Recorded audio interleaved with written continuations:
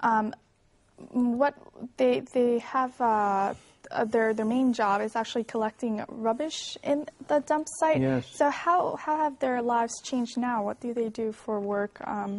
What? Well, people do a variety of things. Some have been trained by us in construction techniques. Okay. So they've participated in helping to build the houses.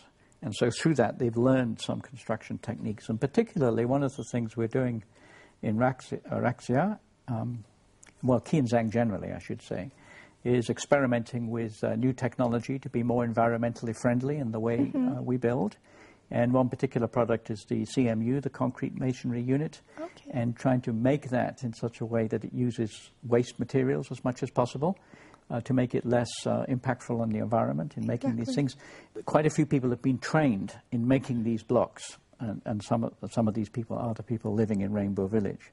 Other examples of people doing, beginning to do some weaving and a few income-generating projects, but we have a bit of a way to go on that yet. Well, I think that Habitat for Humanity has been able to help. They have been given not only better housing, but also better opportunities in terms of what they can do for a job, participating in environmentally friendly, community-based projects. Well, that's right. And actually, in the upcoming phase, during the coming year, we're going to have a bit more emphasis on perhaps in partnership with another organisation that has more expertise on this, but a bit more emphasis on community-based vocational training and job skills, linking people with employers who can give them training on the job, which is an effective way to do it. For example, motorbike repair, television repair, bicycle repair, animal raising, those kind of things that people can do.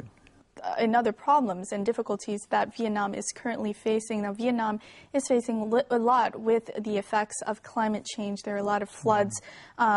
And with the rainy season, a lot of people, local people, are facing many difficulties and challenges in terms of their living conditions. So what is Habitat for Humanity currently doing in order to help the people, the local people of Vietnam, tackle those issues in terms of the effects of climate change? Well, we recognize that climate change adaptation is a core component to integrate into disaster preparedness and disaster response. So we have some full-time staff dedicated to disaster response and disaster risk reduction, and we're integrating this into all our programs. Every program needs to consider the impact of potential disasters and how to respond to them. When there is a disaster, we often are able to respond. For example, last autumn, Typhoon Ketsana caused a lot of damage in the central region. And so we had a program there where we assisted over 600 families to replace their roofs after Typhoon Ketsana.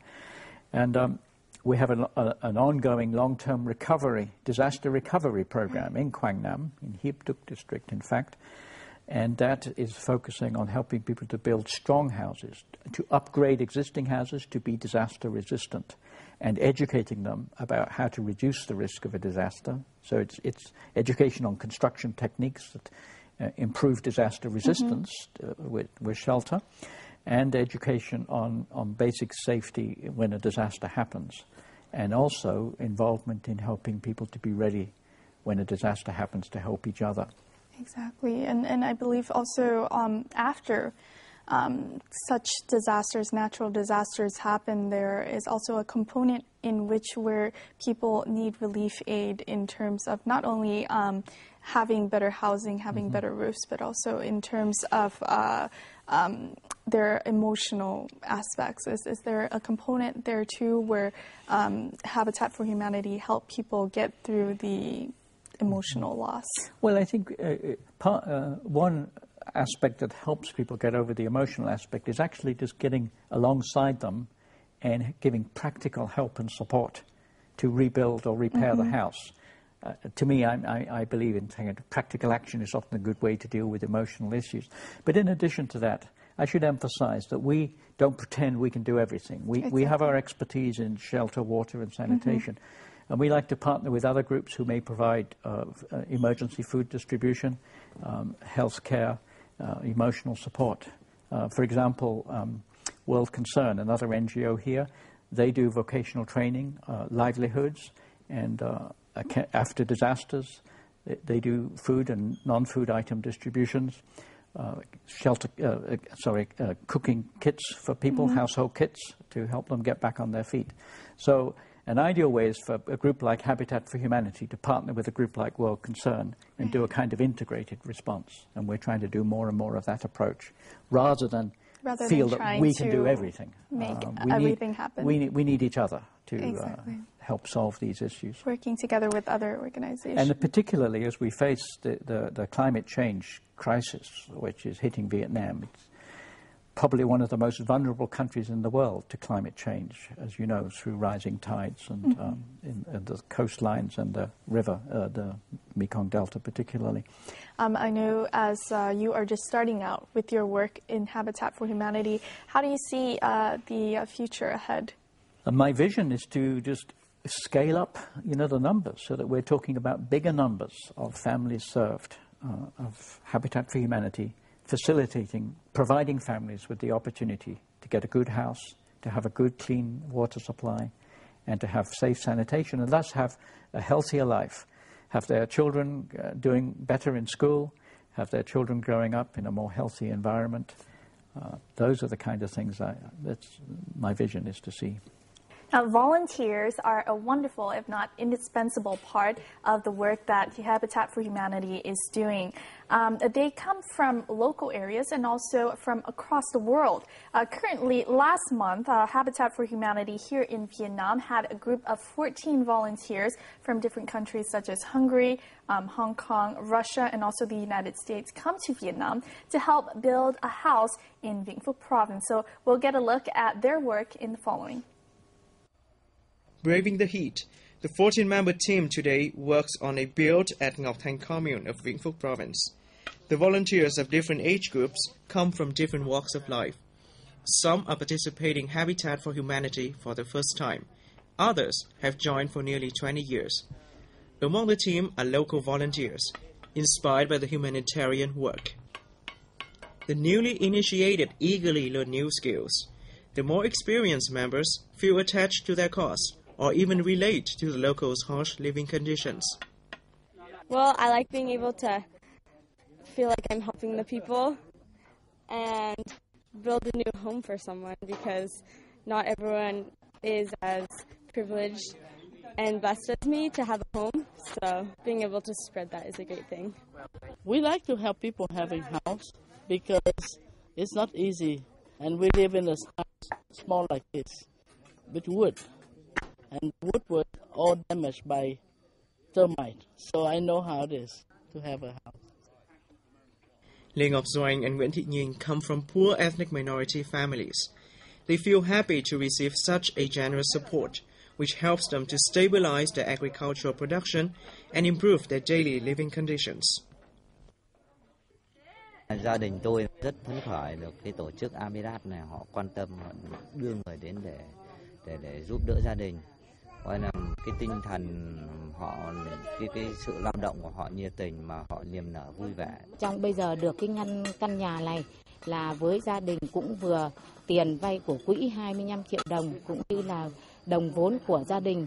Cảm ơn đoàn Habitat là đã về để xây dựng và giúp đỡ gia đình những cái lúc khó khăn này. Fatigued but pleased to help, the volunteers also get an exposure to life in Vietnam. The beneficiaries' gratefulness and warm emotions are further sources of motivations for the group to pursue their volunteer activities in building homes and hope. So as you can see from this report, volunteers have become quite an instrumental part in helping the villagers in Ngoc Thanh village of Vĩnh Phúc province to have better housing. Now, we're lucky enough actually to have some of those volunteers in our studio today. Let me welcome first Elena from Russia, and also Kevin from the United States. Thank you very much, you guys, for coming here to talk with us about your work with Habitat for Humanity. First of all, can you tell us how the trip has been going so far? Lena? The trip was just excellent, you see. It is my first experience here in Vietnam, and I am amazed very much. Wonderful. And for Kevin, I know this is your third time coming back to Vietnam. How is it for you this time?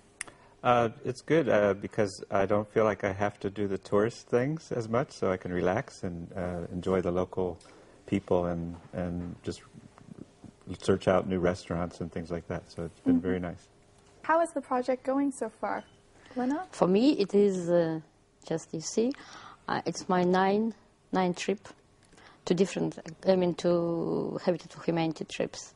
And this trip was, I'd say it was the most interesting for me. I have never met such hospitable and such friendly people as here. You're in Vietnam. How about in the project itself, working with the local people in building the house? What has been your experience? It's been a great experience. You see, when you work just hand by hand with local people, when you can teach them in some way, and in some way they can teach you, it's great. Yeah. Wow. Has this also been a learning experience for you, Kevin? Very much. It was very nice working with the local family, and it was very nice because the family was very involved, and that was a very good learning experience. Now, for Lena, you've had, you said, 9 other projects with Habitat for Humanity. How about you, Kevin? Is this your first project with Habitat? First Habitat. How is it so far working with Habitat? I think it's very nice. It's nice to be able to visit the family every day and enjoy working with them. They also were around during the day, like lunchtime. We could talk to them if we wanted to. It's just been nice because we saw a small village that most people probably never see. People tend to stay in Hanoi, Ho Chi Minh. So it's very nice to see the rural people and experience that. For you, Lena, comparing this trip, I mean, I'm sure every trip must have its own unique taste, its own. But comparing this trip in terms of Habitat for Humanity with other trips, how is it different? How has it been different from the other projects? It was just different in this way that we were working close to the family. So in previous times we were working probably on many houses. This time it was just one house, one family. And so we were really very close to the family. So we could see their real life, their house, their way of living. This chicken and cows just helping us to work. So they came to our work site to check how this building is continuing. So it is, and you see, and when we finished this, we almost finished this house, and the owner of this house, that grandmother, she was crying, and we were so impressed. We began to cry ourselves also. It's a touching moment. moment. Yes, a touching moment, very touching moment, because we became just as relatives in some way. You see. Wow, it's a very familial experience where you got to really bond with each other and also with the family themselves. For you, Kevin, I know this is your first Habitat for Humanity trip. What specifically do you do in terms of building the house? No training provided before. I'm not a construction person, so I basically have no skills for house building, for home building. But a vast majority of the work we did in this house was just labor.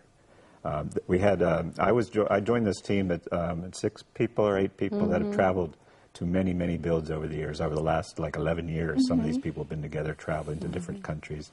So I'm a newcomer into the group. So some of them have quite good skills now from all this work around the world. So they help you learn. The local people helped us learn because the techniques you may have learned in another country may not work here in Vietnam. Exactly. You may have built a house for 11 years, but you have to build it the way they do in Vietnam because they know, they live here. They know what monsoon is going to do to a house or whatever. Right. So you have to trust them.